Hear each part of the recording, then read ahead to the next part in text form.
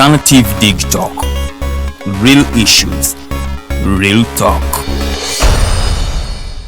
Nze omubejjalu wedde Lilian mbaniriza maka gaffe amajja era nga wano wetugenda okuba nga tukolera programu yaffe emanyiddwa nga The Voltage gaba masanyalaze gennyini era nga twogera ku bintu ebyenjawulo omwo nno mwe muli ebigenda mu maaso mu ggwanga, ensonga z'eby'obufuzi n'obukulembeze bw'eggwanga Uganda, twogera ku nsonga ez'abavubuka, eddembe ly'obuntu awamu n'ebyenkulaakulana. Togisubwa buli lunaku olwokutaano eba ssaawa emu ey'akawungeezi paka ssaawa 3 ez'ekiro. The Diaspora Link buli lwakuna saawa 11 paka saawa emu ey'olweggulo ye program gye tukuleetedde wano ku Alternative Digital Uganda. Tugenda batutunulira embeera z'Abannayuganda, baganda baffe, bannyinaffe zibawangaaliramu mu mawanga ag'ebunaayira.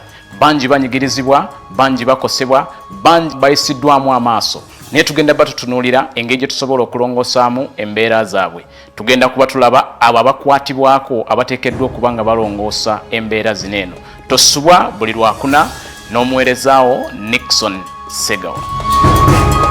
Hello everyone, my name is Abdulatif and I welcome you to the Hotline Show here at the Alternative Dig Talk as we discuss issues of national importance. Join us every Monday 7 to 9 p.m. and see who will be occupying these seats here with us. Keep it Dig Talk, real issues, real talk.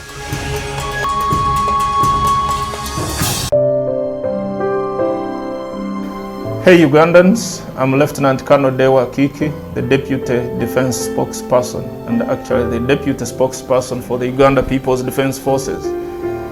I was hosted on Alternative Digital. I encourage all Ugandans that this is the way to go. Always watch, participate, give your views and ask questions on Alternative Digital. Digital, the way to go.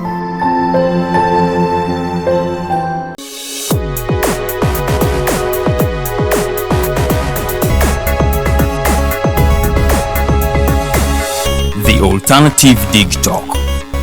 Real issues, real talk.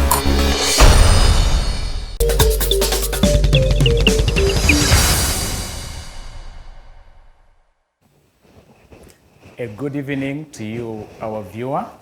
We welcome you once again to the Alternative Dig Talk. We want to welcome you to this wonderful program, the Diaspora Link. Today is the 25th of November 2021 and I am your host Nixon Segawa. It is so wonderful and we really bless the Lord who has kept you to this day. Twagala okutuusa okusasira kwaffe eri baganda baffe ne bannyinaffe n'ab'emikwano mwenna abayise mu bizibu ebyenjawulo, abafunye abalwadde, abalina abantu ababavuddeko, tubasaasira naye era tusaba Katonda abagumize ddala. Nammwe abafunye ebisanyusa, abafunye ebibazaamu amaanyi, muyogeeyoge, mwebalire ddala era twebaza Katonda ayibatuusizaako.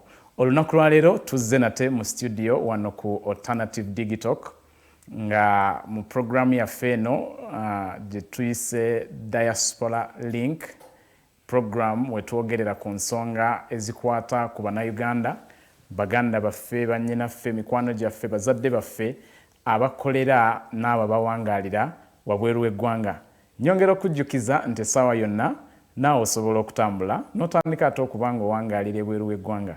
Y'ensonga lwaki oteekeddwa okuba nga ofaayo nnyo ku puroguramu eno kubanga si y'abali bokka abali wabweru w'eggwanga naye eno puroguramu yiyo naawe omunnayuganda akyali wano eno ewaka. Olunaku lwaleero tulina omutwe era omulamwa omulungi ennyo gwe tugenda okuba nga tukubaganyaako ebirowoozo.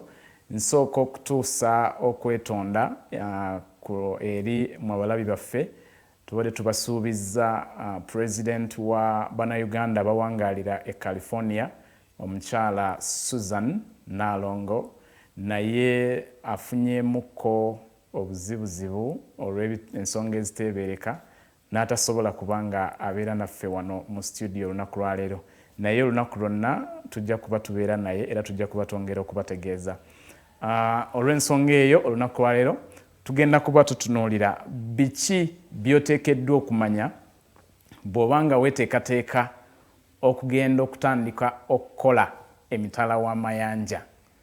Nkimanyi bangi kummwe okeera bukeezi n'ogamba nti emirimu girabika gibuze e Uganda, ate mpulidde bangi nga bagenda ne bakola mu biyumba, bagenda ne bakola mu kampani ez'enjawulo, simanya bavuga zi taxi Dubai, nga emirimu gye giri, emirimu mingi eyo. Kye kiseera nange nyambale, nange ngende nkole. Naye waliwo by'oteekeddwa okuba nga otegeera. Byo bye tugenda okuba nga tukutegeeza nate olunaku lwa leero. Njagala okujjukiza, knowledge is power. Before you make any decision, you need to make an informed decision. Informed decision gy'okola eyo omanya nti bino bwe ndibisanga nali mbitegeddeko era ne weetegeka engeri y'obbiwangulamu. Olunaku lwa leero mu studio ndimu Nateera ne mukwano gwange era muganda wange omukulu Abdallah Kayonde. Ono ye Executive Director wa Migrant Workers Voice, ekitongole ekivaayo era ekyavaayo okubanga kirwanirira eddembe ly'abankuba kyeeyo. Abatasobola kweyogerera bo bavaayo ne basobola okubanga babogerera. Kamusabe Nateera atubuuzeeko. Omukulu Nixon, nsanyusa okubanga buli kaseera lw'olowooza ku muntu omutuufu ku nsonga za diaspora, at least ndi ku mwanjo. Okay. Batulaba mwenna ndi musanyufu ku lw'okuba nti ndi mu studio zino ku lw'ensonga ezikwata ku baana bankuba kyeeyo. Migrant Workers Voice erina motto eya Voice for the Voiceless. Ebiseera ebisinga buli wabulwawo eddoboozi ettuufu ku ani alina okulambulula era ani alina okwogera ekituufu. Waliyo bannaffe bangi abali ebweru w'amawanga nga tebalina maloboozi era ng'alina ebyokwogera tubimanyi naddala ababeerayo oba ababadde ku mawanga nga tulina experience olwo nno tuvaayo ne tutuusa amaloboozi gaabo abaggiddwako eddoboozi.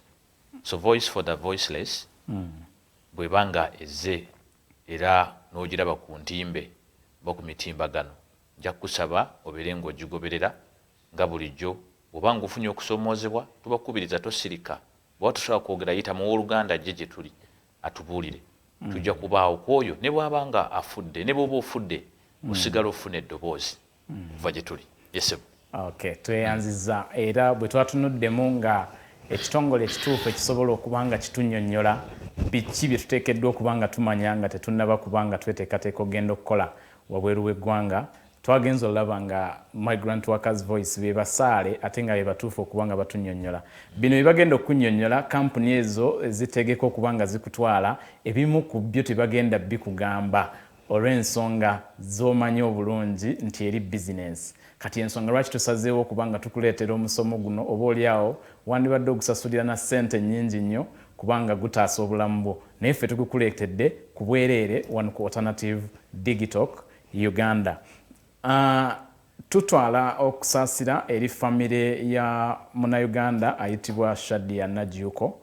Omwana ono yafa mu mwezi ogw'omukaaga mu mwaka guno gwennyini.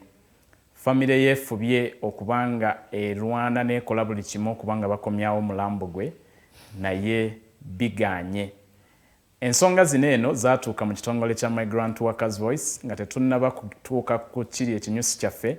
Njagadde abeeko kyatunnyonnyola ensonga ezo bwe zituuse n'omwana ono. Abali mu byuma nja kubasaba tuteekeyo ku bifaananyi ebyo ebya Shadia Najuko nga bwe tunyolwa wamu ne famire. Mukulu Kayonde. Yes, ensonga za Shadia obadde musaale nnyo. Kiki Shadia kyamuviirako okufa? Byajja bitya? Ensitole ye eri etya? Njagala ogituyitiremu mu ddakiika nga ntono nnyo. Omwana oyo Najuko Shadia ali omu ku baana bannayuganda abagenda ebweru okukola nga bayise mu mateeka.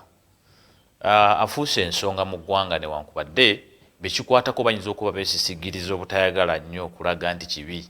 Shadia yayita mu mateeka ogenda ebweru. Teyakukusibwako wadde n'akamu. Yayita mu kampani emanyikiddwa empandiise mu mateeka, naye n'abanga mu kufa kwe oba mu kutuuka okumalako contract bambi ate n'atuuka okuba nga afaanagana nga gwe baakukusa. Kampani ya ABS Consulting Group. Okay. Kampani eyo yamutwala ebweru n'akola n'amalako emyaka 2 naye netamanya nakumanya ndowooza nti amazeeko emyaka 2 so Shadia ya signing a contract yes sikkiriza bulungi nti n'okugisayininga ye yagiteekako omukono kubanga ku contract eyo bwe ngitunulako bwe nti ndaba ng'eringanga nti nanyini kampani yagiteekako omukono awo tujja kutuukawo mu maaso wali eri so bw'atyo Najjuuko n'atwalibwa ebweru akole naye bw'amalako emyaka gye 2 emaze okuvumirira tagudde ku ddalu tafunye buzibu nti oba kale ayinza okuba alina ebyamusoomooza misaala ku lwawa and all that n'aguma contract eggweko abaana bangi bagumiikiriza okufuna ekyabatwala si kuba nti tebasoomoozebwa naye olw'okuba nti baagala amaleko abeere ng'alwana enewaka teri kiriyo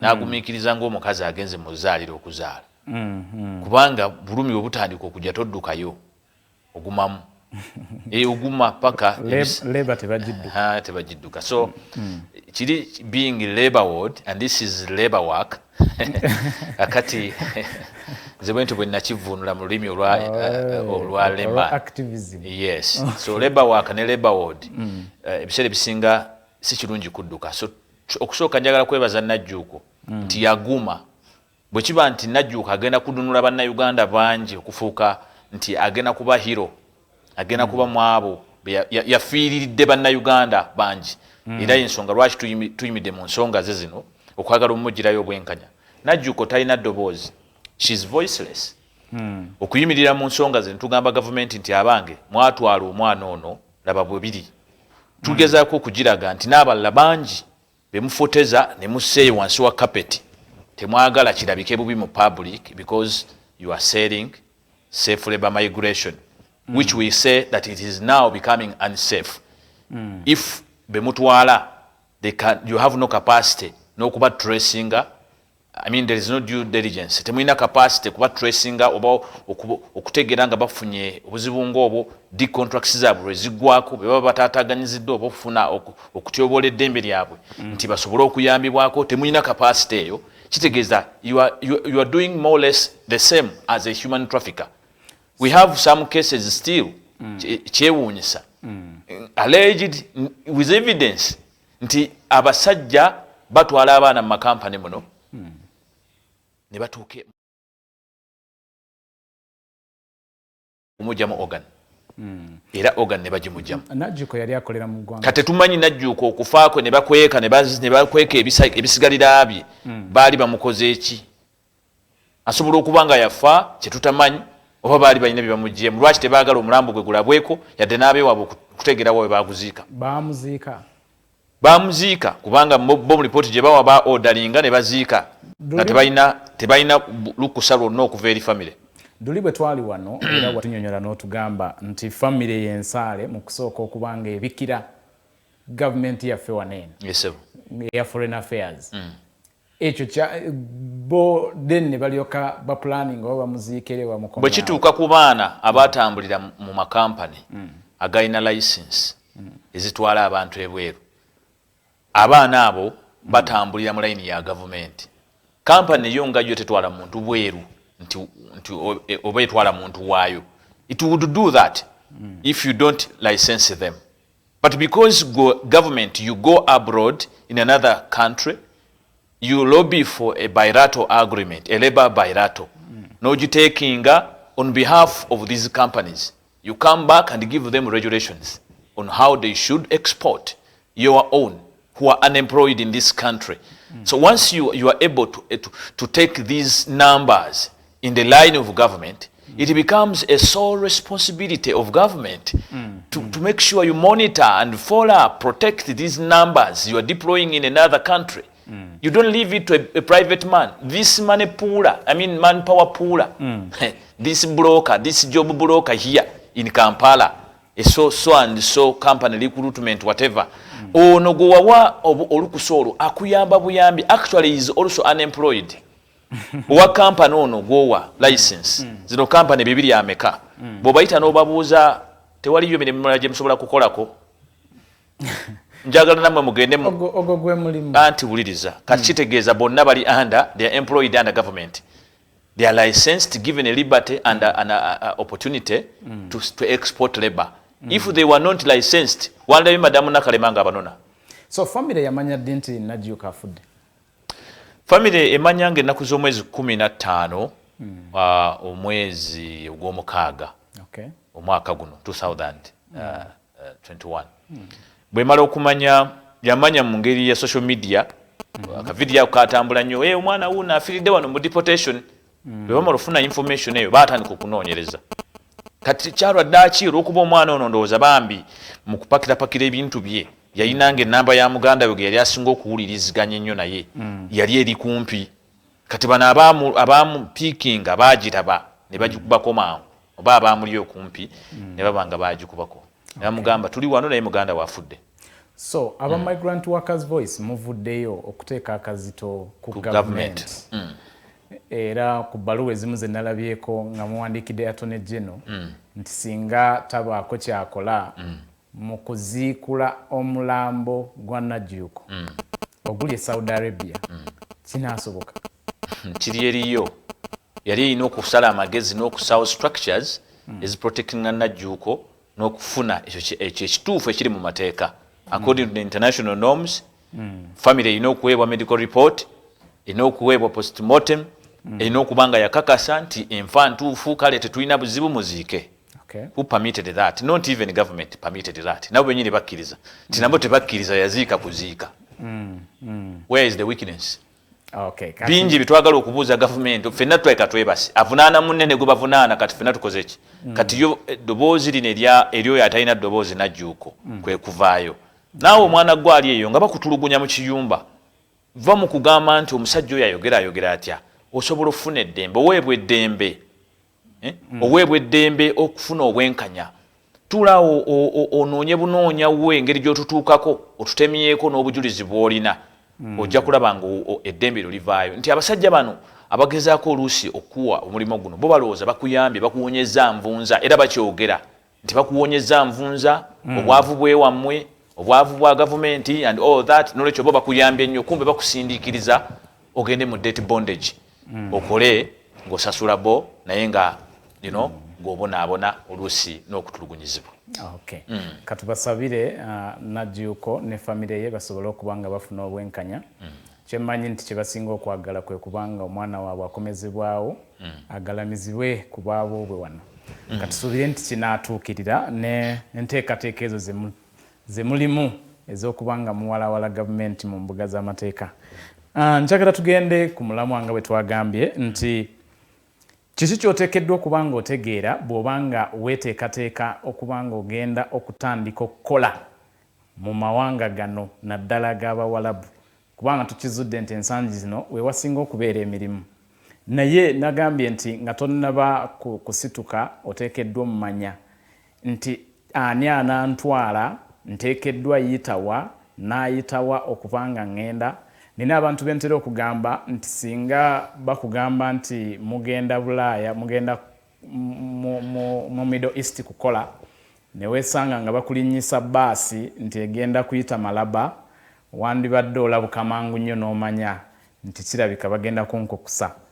Kati ebintu ng'ebyo by'oteekeddwa okuba nga otegeera bye njagala omukulu ono abeere nga tutegeeza olunaku olwaleero. Omwana ayagala okugenda okukola obwa maid mu Saudi Arabia. Njagadde nnyo okwesiba ku Saudi Arabia kubanga y'ensi gye tulinamu bayirato gye tulina endagaano ng'eggwanga nakyo sooka okyogereko. Lwaki tutwala abaana mu mawanga watali ndagaano ng'eggwanga? Teri ggwanga litwalayo nga teririnayo ndagaano officially. Si kya buvunaanyizibwa ate babeera underwater wateekeddwa okubaawo ties.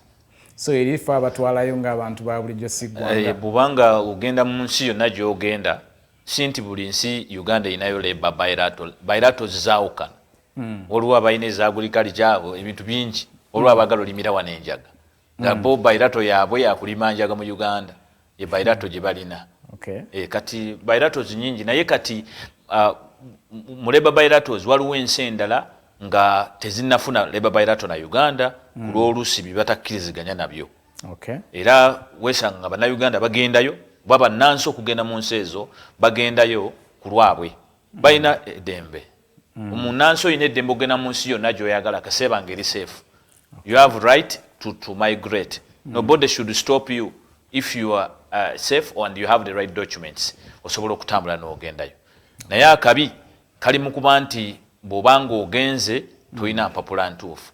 Oba bw'oba osituka okuva wano olina kwogambye nti bw'oba osituka bw'oba osituka omuntu yenna n'asituka katugeze nsituka okuva wano nsooka kwetegereza wengenda oteeka ekigere katugwe naawe asituka okuva mu Uganda weetegereza wogenda oteeka ekigere watuufu tewali kinnya oba nalaba ka vidiyo ku mitimbagano okwo nga omusezi annyonnyola butya engeri gye bategamu ne bafuna omunyama mu biseera by'enkuba nti era oli ajjamu nga enkuba etonnye n'ayingira yajja aleeta buleesi bigere bye n'alinnye ewali ekinnya wansi waliyo amafumu ne gamutunga ne bafuna omunyama kati embeera eyo saagala ofuke ngakugamba kitawa atambudde neweesanga nga oli ku kyalo ekimu kyotagendangamu naye nga basezi kyogamba munnayuganda yandibadde yettanira kugenda Saudi Arabia gye tulina endagaano ng'eggwanga ku nsonga za domestic work n'ensi endala ziri okay kubanga bw'otunulira UN egezako okulwaba nti eddembe ly'abakozi mu nsi ezo naddala Gulf countries lisoosowazibwa n'okuvumirira kafara system oba okugyawo enkola etayinga omuntu n'abanga enkola y'obuddu so sigamba nti Saudi Arabia such naye eggwanga buli succeedinga mu bilateral kitegeeza bakkiriziganyiza on mutual terms how to protect those they are going to employ. Company ziranga era nnyingi ziranga mmanya ntya company entuufu nti eno bw'eneentwala nsuubire ebirungi company entuufu yo ekyamazima sijja kugamba nti yeeno negyo baba bakusongeddeko nti yiiyo kigendemu naye nga weekengera twagala indicators kwendabira nti indicators ku company entuufu bw'otuukayo one tebakussaako bukwakkulizo obwa sayininga wano sente zetukutaddemu bwe zibanga bw'ogaana ne weekyusa okugenda olina ozisasula abagenda mu mpulira abaana abawala abagenda ebweru weetegereze nnyo kampani gy'oyingiddemu nejjayo ekiragaano neekugamba sente zonna zetukutaddemu zino na zino byonna byetukutaddemu bw'otagenda olina okubisasula ogwo gwe muguwa ogusooka gwe bw'olaba kampani ekukozesa ekyo manya bakusibye awo bw'osangira n'omwana agamba banaye nze nali nfunye olubuto ne mbagamba saagala kugenda bankubira essimu ne bannemera okutola ngamba ebintu ebituuse yitawo ogende kwagala butayagala nange nali nyina kutambula naye agenda otuuka e Saudi ng'ali lubuto w'osangira abaana nga obulwadde abufunye within that period n'abutegeera n'atayagala kukola ki kati bo ne baagala bamutwalirwa mpaka ne bamusindiikiriza w'osangira omwana ayeekubye mu kifuba mu lugendo oluusi afunye omulimu kale wano takyayagadde kugenda ng'era muli awulira kati asindiikirizibwa yandibadde akyusizza mu mind oba mu ndowooza ye naye ng'ate bamugamba olw'okuba wasayininga bino na bino olina okubisasula n'amaliza ng'asindiikiriziddwa okugenda so indicate esooka kampani ekugamba ekintu eyo manya kampani eyo mudda eri kufuukira olumbe oligikubira essimu one day kutaase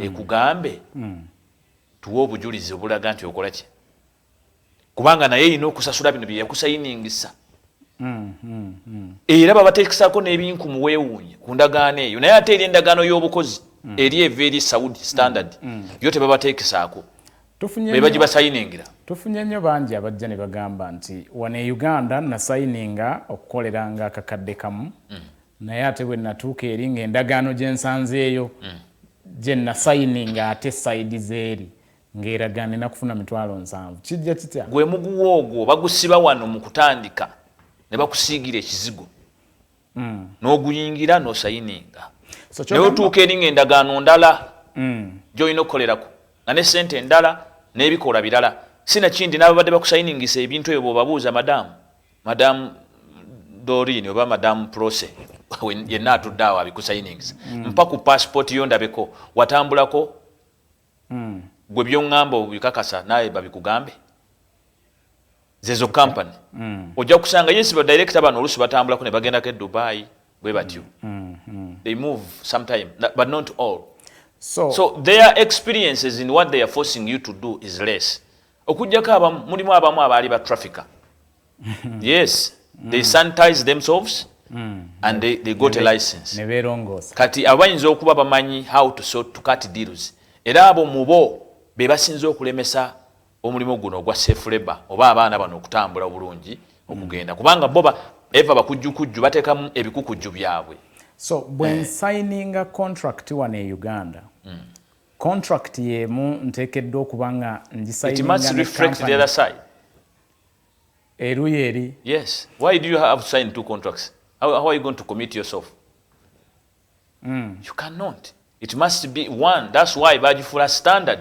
era esindikibwa wano nagisigninga nga tanavaawo nakkiriziganya n'ebyo byagenda okukola so nsigninga na it is only one job you cannot serve 2 masters at a go okay nsigninga na company ya wane Uganda oba buli company eri wane Uganda etwala abakozi e Saudi Arabia oba wabweru w'eggwanga eteekeddwa okuba ne company gyekwatagana nayo eruyeri mu mateeka agabafuga nga ba company government oba ministry eba requiring okuba ne ba counterparts side eri abazungu baba warabu abayina emirimu egyekakasiddwa but how do you authenticate that still ministry eno ngeyita mu missions oba mu foreign affairs ekola expedition oba okugezako okunoonyereza obutuufu bw'aba counterpart bano bemuleeta bano bemusaggula ku layini so nga tebannaba kuwa license wano nti ngenda twala baana olina okulaga capacity eyina emikwano emigwira egiyina emirimu capacity eyina okubaawo nyina mikwano gyange Ahmed bin Majid negundi bali Saudi bagenda kukiteeka emirimu balina kakaaga kasanvu nolaga obusobozi then emirimu egyo giyisibwa mu system negicekinga n'omulimu gwonna naawe atambula ng'oli private nkukubiriza bw'oba ofunye omulimu gwe London oba e Canada okwewala ebinaddira nga ddala mulimu mutuufu professional job jangu mu ministry kubanga bw'ojja mu ministry eno obeera osibye omuguwa nti n'ebigwa bitalaze nga bizza oluvannyuma ng'ebya Najjuko ojja gibuuza nfuna bulungi naye buli w'otambula nga towali taayi yonna tolina kakwate tebakkiriyalinga because bo bajja kukozesa ebipapula byobawadde ebikwata ku mulimu byewafunye okuva eri baddeyo babiyise mu ministry oba mu embassy labor office egende ku ground enoonyereze bwetuuka e California egundi bweti ne bweti gyeri waliwo gundi bweti ddala mu kafe eno baagala abakozi bano bakakase nti omulimu gyeguli professional beetaaga accountant nti yes empapula zonaawo ozirina era sometimes emirimu ng'egyo oba kati ogenda China kusomesa luzungu oyagala ogende nga teacher qualified oyita mu foreign affairs erina westampinga ku mpapula zo ne baza approvinga mu embassy olwo ne bakuwa work permit kati eyo process individual osobola okugikola nga toyise mu company lwaki for your safety nti lwaki osaanye okendeeza okukozesa visit visas naye bw'oyogedde ku process eyo era amawanga g'okoonyeeko okoonye ku UK okoonye ku Canada ge tutalinaamu nnyo bizibu kyogamba ne gana amawanga they respect human rights kati gano ge tugamba agalina obuzibu olutalo gye sobola ogendayo nzekka ddala kisoboka yensonga yes kati tebagende Dubai boka Dubai eri ku izinga gundi zaayo Dubai nayo yafukanga Kenya wano tulabikanga ba antu bagenda obugenzi bati banatera kuzimbawo bullet train kati eri gye tugambe Qatar yes eri wansi eri Kuwait so kakati sobola ogenda nzekka mu nkola eyo yes osobola bwoba ogufunye nga togenda kupalapalanya n'aba agent n'oguleeta mu ministry yes bayinza obutakaka company but still bo mu system yaabwe bajja kugamba kozesa company ene clearing otambule mukulu Kayonde bwe mba njagala ogenda ebweru nga njagala kukola gwa maid kola mu kiyumba nteekeddwa okusasula company yonna sente obwa maid ng'ogenda mu nsi kisinziira waliwo ensi nga Saudi Arabia nti government ya negotiatinga mu bilateral yo neegamba nti abantu baayo sijja kugamba nti etundayo batunde abantu baayo bagenda babateekamu ssente right but in other words etundayo baki batunde. Yeah, because process etandikira wali nga basasula ku embassy. Okay. Njagala abaana 5 ne balamuza. Abo ne basasulwa. Njagala 10 ne basasulwa kye bayita job order. Okay. So okusinzira mu ndagaano eyo oyagala genda kukola wa maid. Mulimu abali ku black market era ne apps weziri zitunda abakozi ku black market. Mwana tunabawalabu bennyini bola babo. Banyumirwa nnyo black market. Omanyi lwaki? Nti bemanyi batulugunya nnyo kati government zaabwe muliwe ziba zirwanyisa abamenyi b'amateeka. Abamu mu bo ba citizens ziba baninga tigwe mu njuyo wakafiirwa abakozi bwe bati lwansobizo na busungu ina bungi ne bamubani ngubutaddamu kubana mukozi. Okay. N'olukuba tojja bisanga kubukedde wawano nga bagamba nti ennyumba ya nasibini whatever bajigano kugenda mu omukozi. Okay. Kakati awo gwe kitawe nakatudde ali ekyanna mukaka tomanyi ofunye Godfrey akola nnyo kugitwa ku bantu abagenda ebweru omumanyi kojjaawo abikolako nnyo era abikola ku speed kyokulembeza ye speed ne Godfrey ate akolagana nani n'amaka ga Anas bin Majidi gwe bablockinga ye yamugamba tukikolako nyina famire yange muganda wange akola mu nnyo era nga basobola okukikola basobola okuwa yalinga ne bakujja ku kisaawe wano ne bakuyingiza Jidda oba ne bakuyingiza Dubai. Okay. Ng'ogenze kola mu makaago naye nga tumanyi nti abantu abo balina vice balina ebintu ebyo bakola. Okay. Nga ne government emuwa permit kuba na mwana w'abantu. Okay. N'olandinga eyo n'omaliza ng'ofuuse embiyaga ezikunta oba ekyokuttale kye batulugunya. Okay, nga bwe tweyongerayo njagadde ne comment eno obeere ng'ogyanukula. Abalabi baffe mbasaba musobola ogenda maaso nga muteekayo comments. Ne saawa yonna tugenda kuba tugulawo amasimu gaffe okube ate oteese ku mulamwa guno eno oba obeeko naawe kyobuuza. Nkimanyi olina ebibuuzo oba oliawo byennyinza n'obutasobola kubuuza olunaku lwaleero naye gwe bw'oba okirina omwaganya weeguli obeere ng'obuuza ekibuuzo kyo. Ono abuuza ali agamba bw'ati nti do you mean to say that even a private job in China maybe should be linked this private job in China should be linked to the ministry? Correct. Because then there is no government agreements between the two countries and it's a private job. Yes, it should be linked. Njagala okutegeeza abatulaba. There are 3 ways omuntu gy'asobola okugenda okukolera ebweru w'eggwanga. Okay. But for a fact nti passport gy'otambuza ya ggwanga Uganda bali yansi yo gy'ova. This passport belongs to Kenya. The passport you have belongs to Uganda, belongs to East Africa. It is not your property. Therefore, in the East African heart or a Ugandan heart, the Uganda owes you an obligation to protect you wherever you go. Therefore, it must be noticed. Even when you reach there in any destination country, you have to inform government. You report yourself and register yourself with the embassy. This is what is recommended. But now, if you must go for labor, labor has so many things whereby you need protection. You never know who is going to employ you, whether he's going to cheat you.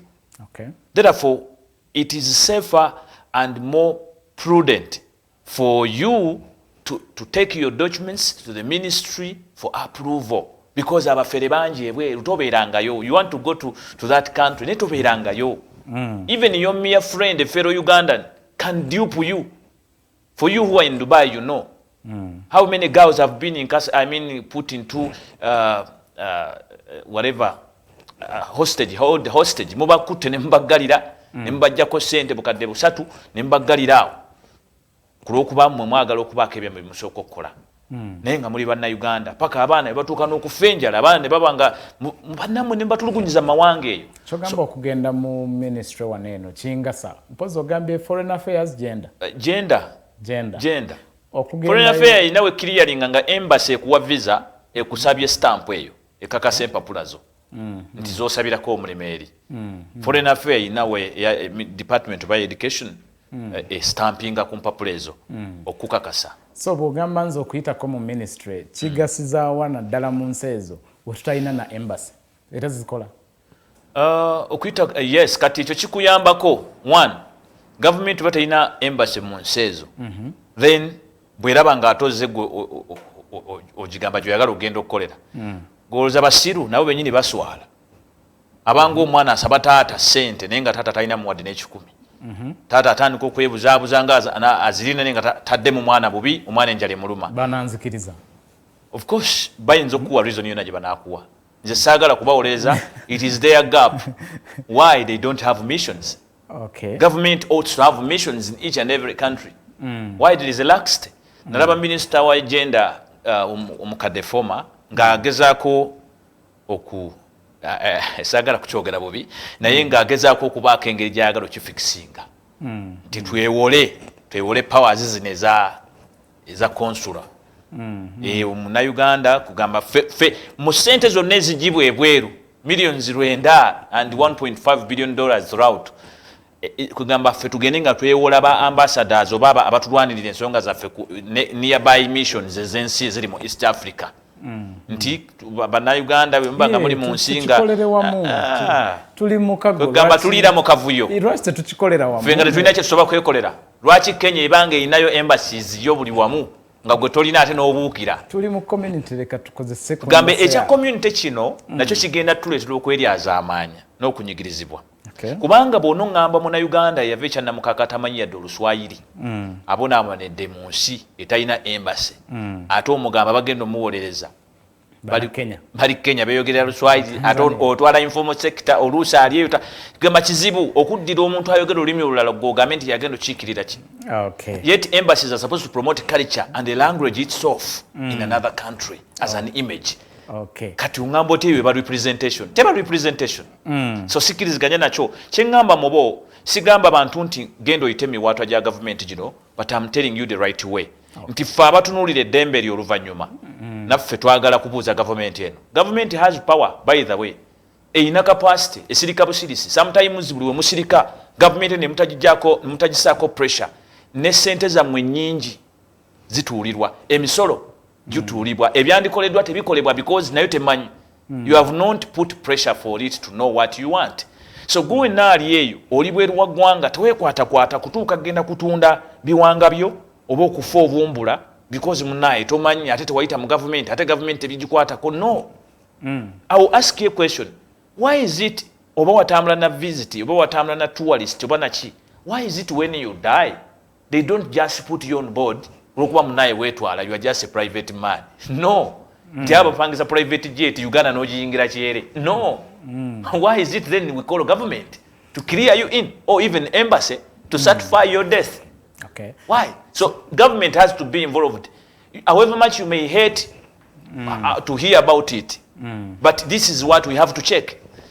So if you don't create reasons to check it, it will go into lax. Ate gwa losing. So temwebaka ngamba bankuba kyeyabali eyo. Tonyiga nnyo waliwo ebitusoomooza waka naye bw'otuuka eyo gavumenti eno temugirekera temugirekera kubanga omusolo gwe mukola eyo golowooza okola osindika salale naye bafuna ssente nnyingi ogyetaaga naye ekwetaaga newankubadde togyagala naye ogyetaaga kuba bw'oba tokkiriza kugendayo kukola eyinza obutafuna misaala egyo. So kkiriza obeere nga bino obitegeera nti togenda wekka kutuuka kwesaddaaka. Gwali eyo osobola okutufuna ku 0789 017 145 oba 0759 132310 kuba obeeko naawe kyobuuza obaako nekyoteesa. Mukulu Kayonde, biki ebiteekeddwa okubeera mu ndagaano gy'ensayininga nga ngenda okukola? First of all, omuntu afuna omulimu yenna yeetaaga kye bayita job offer letter. Mmanya nta you've been offered a job. Company eno gye nnina erina job order. But categories mbadde nzikuwa zibadde 3. Waliwo ogwa individual omuwaatwa individual ofunye omulimu gwo e Canada oba China bakuweereza kye bayita job order contract n'obitunulamu n'okakasa ebyo birabika byangu nnyo tugende mu bino company bye zikweka. Kati wabaawo omuwaatwa omulala ogwa government omuntu asobola okugenda ebiri w'eggwanga ng'ayise mu government mukozi wa government ogeza ng'abali ku mission ba attaches n'abalala abalala balinga bano ba MPs n'abalala bagenda ebweru ku kadi ya government. Eriyo omuwaatwa ogwokusatu gwe muwaatwa ogw'okuyita mu groupages oba companies licensed companies. You get an agency and you acquire a job abroad, they process it for you. Agency is legal eri mateeka Okay. They can process for you a job and all these documents. But what you have to know before you go into an agency, chiche weetaaga okubuuza agency eno. Tugenda yongo oli green. Botuuka mu agency jibuuze, where is my job offer letter and my contract? Ekubya akalango negamba tulina emirimu 12 gy'abasikali. Mu regulation efuga amakampani ago. Takkirizibwa kuba na kalanga ako nga tanaleeta bino byendi mu kwogerako. Ayina bitwala eri mu ministry. Ne kakasa nti job order yeno okay ono yono kitegeeza government due diligence gitandikira wano okutegeera omwana waffe bana abaana betukirya linga ekikumi dala emirimu gye giri ekata olwo nesuuza esobola okuba nga inayo just single envoy oba muntu yenna muna Uganda aba consular nga just ali attached an individual nga asobola bakolera omulimu ogwo ngagenda kebera tikyetaaga na makamala bakuma na embassy eza company ebibiri zetulina wano kisinziira engeri gye batunga ebintu byabwe but this is what they should do. Okay. Nti bwe baba nga bakikoze ekiyambako bannansi bano be bakiryalinga mirimu n'ebintu ebyenjawulo okuba abeesigwa ku gye balaga government yeyina okutegeerera abantu nebawa guidelines ne basobola okubaawo nga bali safe. Otherwise if you don't guide a nation when it gets so when tuka wali eri mu office ya agency nga mugamba sebo nzize njagalo nyambe ebyo wobyogerera nnongo bawalugezigezi atenze gwe bazoyamba nsobola basaba otuuka obibasaba oba walugezigezi nnyo kati awo bagambira nti kajjampu nyakoze eki abalagadde mu bbwa ekiseera kyabwavu tolina mulimu naye agukuwa tolina mubuuza biki kubanga byoyogera byo birungi era buli omu yandibadde abiri era wobimubuuliza ayinza okukicking out of his office ebyo byenjogedde ge mazima agatayagala kuwulirwa naawe kennyini segawo oyinza okwagala okgenda okusaba oli gwenjagala nyambe nti mpa so compare job offer letter. One ekisooka ng'ogenda ebweru your mindset is very important. Chikulu. Speak to that mindset. Tova mu bbanga n'ogamba I want to go. Do you really want to go or you're going to change it within the mix? Nti webinaaba bitansugira ng'obigezaako bwoti olaba tebigira kuba kyekimu ekireeta kati abaga ne company nezikubba you are not so sure or you are in a rush. Your mindset about what you want is very important. You are just tired but you want to take away the anxiety using this exit. Naye tokyogera bw'otuukanga ewooyo gw'osaba omulimu mubuulireko ekituufu nobye noonya wagenda neewummuzeemuuko era nze ne bwe mumpa gundi ya contracts ya myaka egi ebiri gyokka ebiri nze sijja gimalako ngenda ntukeyo nziruke yogera amazima ago kyemmanyi naawe tosobola kugoogera ng'owa kampani bw'atasobola kukubulira nti gye nkutwala teriyo mulimu nakutunze kubanga bangi olumalo batuusa eri nga bakasuka ku kiyumba exactly no bo bakifula kiyumba kya kampani eri endala omuwala bw'akiyita warehouse ne babeera awo nga balinda order naye ng'ate ovudde eno nga bakugambye nti omulimu gwe gwawedde n'okusayininga n'osayininga contract. So gwe bw'oba otuuse mu kampani gy'osaba omulimu beera mwegendereza mindset kikulu. Ekyokubiri your labor rights. Eddembe toli musuubuzi gundi ate toli mukyazo ogenze mu kampani kusaba mulimu naye omulimu gw'osaba omanyi eddembe ly'omukozi bw'oba tolimanyi wa kampani waddembe okukola byayagala naye bw'oba olimanyi ogenda kuba alert buli wonoolaba ng'alina kyakola ekibendinga you will take caution and you know when to pull out and you will be conscious on what to sign or what you are signing. Okay. You will be vigilant okubuuza wa company oyo can I have a look or a copy of my contract? I revise it at least for a night. I come back tomorrow. Period. Yes. Ayinza okugamba bwogenda todda oli muganda wange kubanga yiye yekolera magoba ate omugambo oyagala mumutwala mumucekinga ocekinga ki naye nga newankubadde tayagala mumucekinga oteekeddwa okufaayo lwaki ngamba bannayuganda mu slowing it down ng'onoonya emirimu okugenda ebweru abasinga mukimanyi bino mbyogera mbimanyi bababbye nze emisango gye nyina ewange mu office gye ndiko obubeezi gye ntuuzize nga gibadde sorted out of arbitration the agri company ekuba n'emisaka yonde kyensaba abaana abo kituufu twababba nsaba tukkirize mbasasule abo nabo weegiri sajja asaba muleme mutwala mu kooti owulira ssebo tetujja baatuukiriza mannya naye kati gwe lwaki olinda otuuke ku ekyo nkugamba naawe bamwegendereza leka kukyamuka ofunye ebizibu ewaka tosalawo olumu kudduka kutunda byonna byolina ojoziiwe muki abasajja bano ab'amakampani balina obulabe buubuno nti ye being that alina license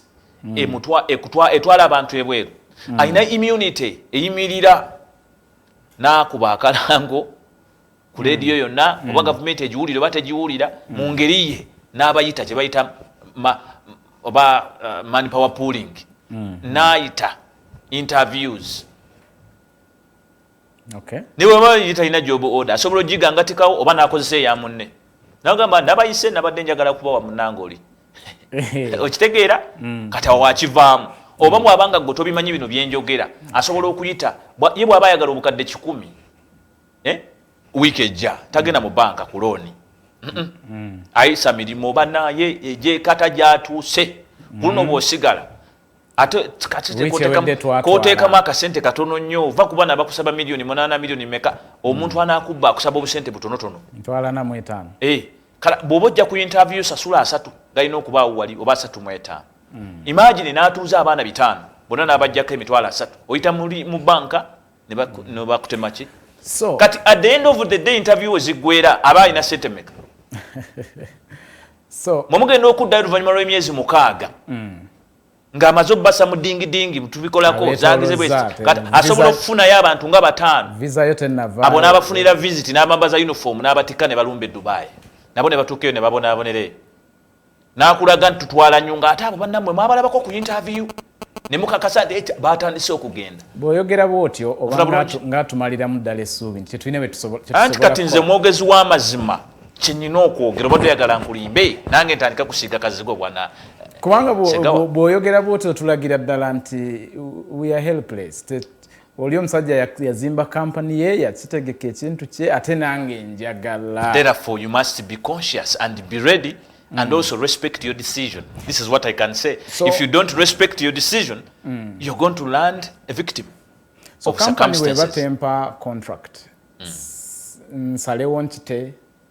Company bwebanga tekuwa contract. Tekimu kubiraga nti waliwo obufere obugenda maaso. Yes. It's better you step down and keep on other companies. Bageze kabalala. Eventually you're going to find a one company nge you know omuntu ali responsible. Agambe, hello secretary, please can you print out his contract? Ajajikuwa because he doesn't know who are you. Biche bitekeddo ba mu ndagaano eyo signing. Endagaano ennyonnyole kuwa job spelling nekulaga terms buli omu waakoma na buvunaanyizibwa ki eri munne. Omusaala obudde contract weggwerako eraga ekifo omuntu agenda okuwa omulimu waali enamba ye yesimu mwana wattu osobola n'okugikopa n'omukubirako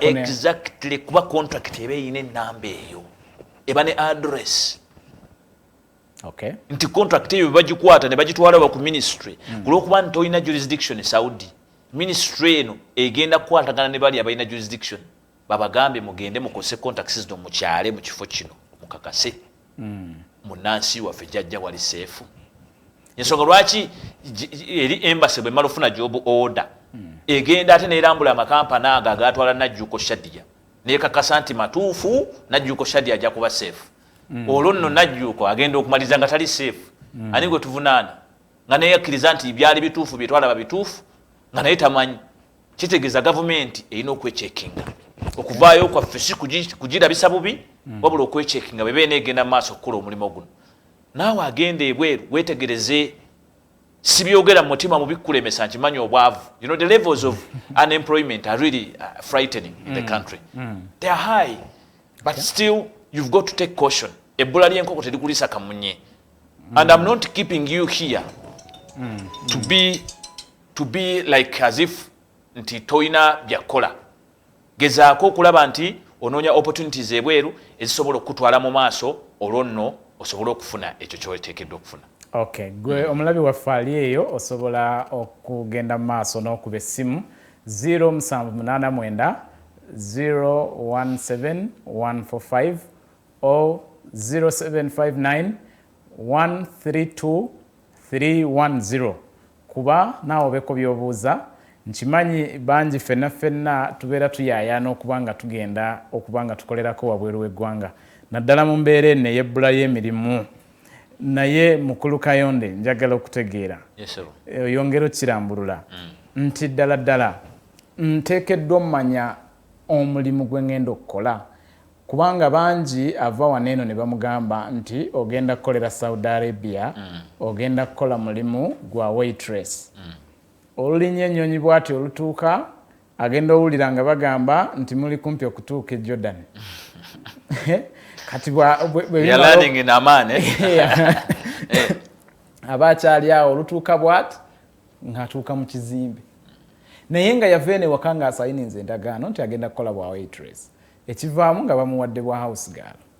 Tulina abaana era babatwalanga bwe batyo agenda okuddamu agamba Mr. President ndi eno munaye twagera ku makyera bwe twatuuka ku kisaawe bosi wange najja n'anvuga ne bavuga era kati twatuuka ngenda okuwulira mbuno tuli ndi eno Iraaka enviiri ne zikuva ku mutwe abo nno baali baana b'e Jordan abo owe Jordan yasibira Iraaka yakuloosinga dda kakati embeera eyo eriyo n'abaana abamu be baali batwala Saudi ogenda omuwuli agamba ndi Egypt so kibaawo ojja sanga abamu wano nga bamuwayalinga n'ayita bulungi ne mu kampane n'amalira mu Oman kati kekali aka system trafficking so awo kikyenyinza okukola so mu mbeera eyo oli supposed okureportinga kubanga nafaayo nendaba nga bw'obadde ombuulira wano nenfaayo ku ndagaano ebyonoonese byonna oluvannyuma lwa process gwe gy'oloobinze entuufu biba bivunaanyizibwa kwakututte yensonga lwaki ne baba bakukusizza gwe bayinza okutwala desperately but at the end of the day fe tukugamba nawe take caution baleme kukukusa wadde akukukusa wa bulabe era asobola okuvunaanibwa togenda mbunze manaye bankukuse banange bankukuse mbubajja vunaana yakukusizza nawe kulwokuba omanyi nti waliyo essuubi n'ekibonereza ekinene akukusizza therefore you just put in your head no that's wrong nawe take caution nga tebannavunaana ono yakukusiza kuba asobola okubula naye nga gw'okugulu tekuli asobola okubula nga toyina kidine omwana yali mumaani eyo naŋŋamba ibbeere cwe balisazeeko naye nga byava kuki kulwana. Okay, tufunayo omukubi w'essimu. Yes, okola. Nabala okuweereza abasewo. Kale sebu amanya go ne Gwanta John Boss Makindi. Yes sebu. Mubadde mbafoloyinga wano ku mutu gwammwe bali nnyo. Kale sebu. Kati ensonga z'abamugenda Bulaya nze zannema okutegeera. Lwaki abaana bazirinze bava wano wadde bagendedde mu kampani batuuka eri ne babaggyako pasipooti na buli kintu kyonna ekibakwatako lwaki babeera babatutte mu busibe nze nakibadde nsuubira babeera nga omuntu agudde wano nga waliwo kampani eyandibadde mukwasaganya singa atuuka ekiseera kubanga naye gubeera mulimu osobola okukola nga mulinga olina nga mwasayininga eno abantu bakolerako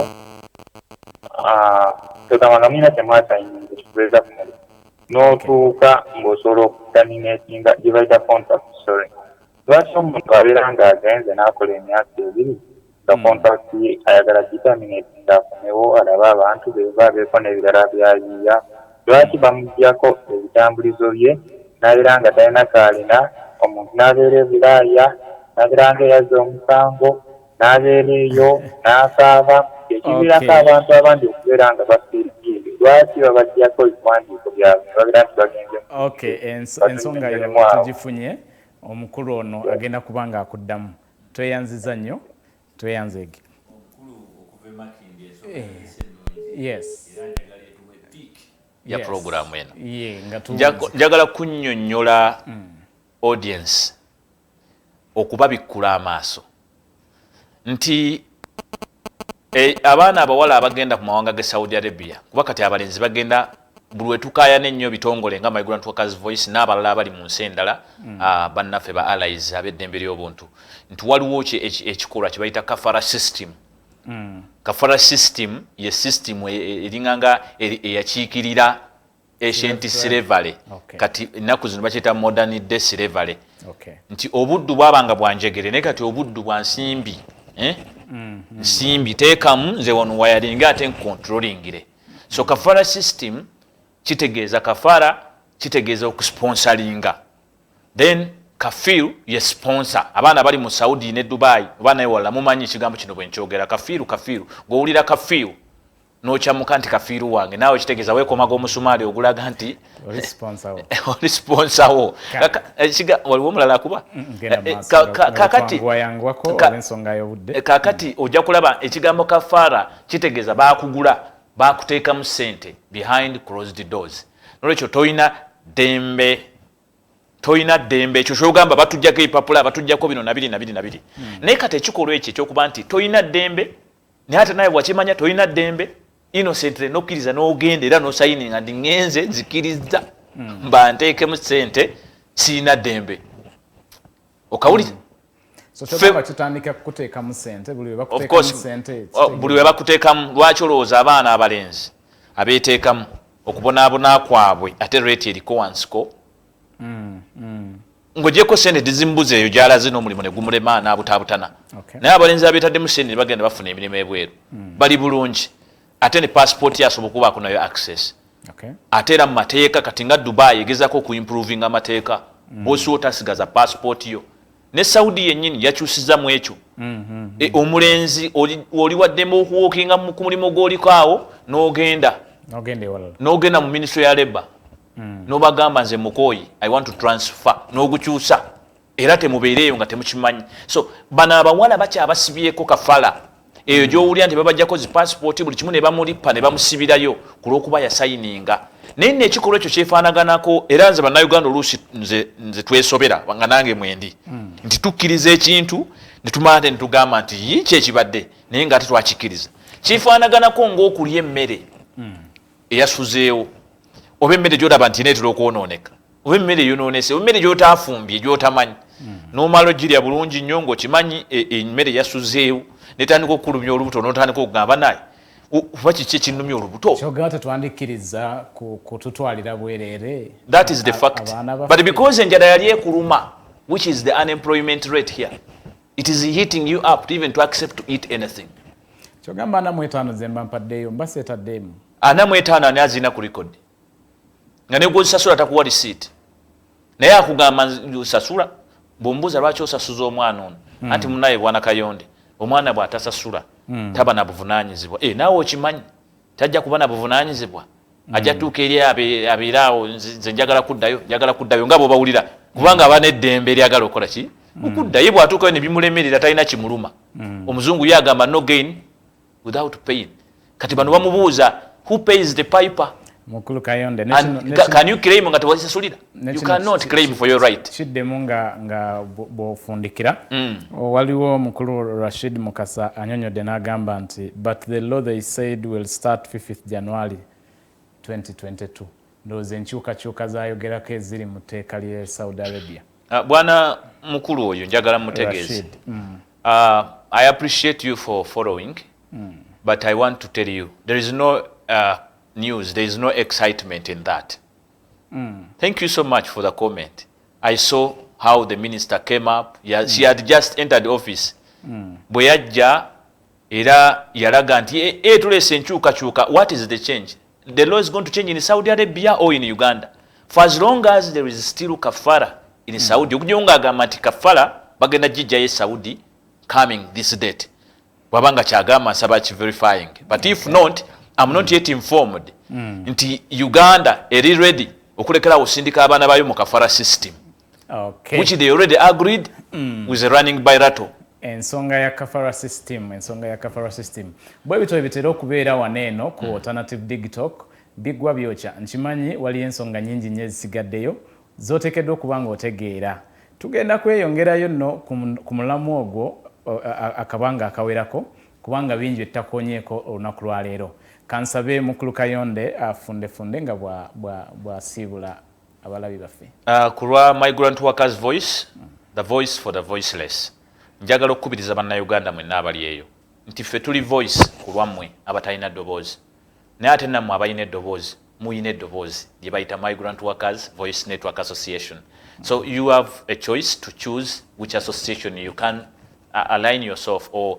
associate nammwe abali mu communities ez'enjawulo mu nsi ez'enjawulo gezaako okulaba nti onoonya community mwogwa dembe lye likuweebwa mu international labour standards. Togenda kuba mukozi wa buvunaanyizibwa ayagala eddembe nga toyina allies of the same that you are doing that will speak your language. This is why we say don't wait for the death of Damba and the allies then you come up okuyisa akabbo. It would be better nembanga you've been belonging somewhere in a certain community. Man is always available, efforts and a passion to prepare his journey. But you can't just wake up out of the blue. Okay. Secondly, concerning our liberties as workers, as migrators, me I enjoy migrating, right? We have to know our rights. How do we get to know our rights? By forming circles, informing ourselves of the experiences, and then get to know where are these advantage takers taking advantage. What are our weaknesses? Then we stand through our leaders to teach ourselves on the right thing. So if you want to join any association or you don't have, you can choose to join the network association, which joins at least all communities from different countries. You can join within that association, or you can join before you leave Uganda. You come to the association and join. But for Migrant Workers Voice, the voice for the voiceless, I want you to also be alert. Don't see anyone being violated there. Mununga ali munsi ki kebensi ki oba muna Kenya oba muna Ghana, please inform us. We know how to handle. Okay. We know how to reach these governments and inform them of what they have to do, and we save these innocent souls. I want to wish you the best. Thank you. Tweyanziza nnyo mukulu Abdallah Kayonde, webale okubeerawo, webale n'okubaako ebyo by'otangaazizza. Be alert, be watchful. Abeetegese okubanga bakuyisa bubi, abategese okubanga bakomya obulamu bwo, bajjanga abazze okubanga bakuyamba. Nateero omulundi omulala, nsigadde Nixon Segawa, That Diaspora Link.